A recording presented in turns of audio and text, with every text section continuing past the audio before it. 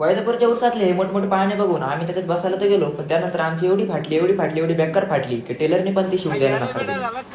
तर नमस्कार मंडळी, मी वैजापूरचा आदित्य. आज चाललोय वैजापूरचा उरूस बघायला. तर घेतला मित्राला सोबत आणि लागलो रस्त्याला. इथं आल्यानंतर आम्ही सगळ्यात पहिले आलो या मोठ्या जहाजाकडे. एक एक करून सगळे मित्र बोलून घेतले, मग चालू झाला आमचा खरा पिक्चर. पहिल्यांदा काढलं या मोठ्या पाळण्याचं तिकीट. माझा मित्र म्हणला, अरे अशा या छटछूट पाळण्यात कुठं बसवलंय. पण जेव्हा पाळणा गरगर फिरायला लागला तेव्हा जंगलातल्या बब्बर शेरची हालत धरून आणलेल्या मांजरासारखी झाली होती. त्याची हालत आणखी टाईट करण्यासाठी बसलो या दुसऱ्या पाळण्यामध्ये आणि लागलं नाही फिरायला.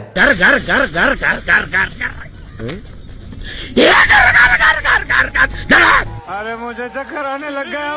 आता मित्रांच्या चेहऱ्यावरती साफ साफ दिसत होतं की त्यांना स्वर्गाचं दर्शन झालंय. मी म्हटलं दर्शन झालंय म्हणल्यावरती येऊनच जाऊ एकदा स्वर्गात. मग तिसऱ्या पाळण्याचं तिकीट काढलं आणि गेलो या जहाजामध्ये. आणि ही आमची सर्वात मोठी चूक होती, कारण हा पाळणा खरंच आम्हाला स्वर्गात पाठवण्याच्या तयारीत होता, कारण यामध्ये माझी स्वतःचीच फाटली होती. हे इतकं जोरात पुढे जायचं आणि इतके जोरात मागे यायचं की मला वाटायचं मी मागच्या मागच नाही पडून जावा.